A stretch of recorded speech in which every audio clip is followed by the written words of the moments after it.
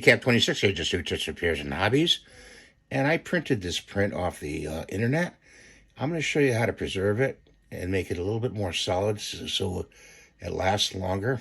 So stay tuned. What you want to do is you want to get some liquid pledge, or Mop and Glow, or polyurethane thin, or something from your modeling as a sealer. You pour it in your cup.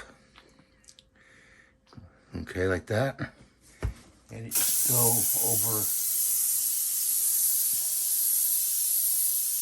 the distance 12 inches, and you'll get a nice sealed print. You could peel off the wax paper. When it dries, it'll be protected, and then you can frame it under glass.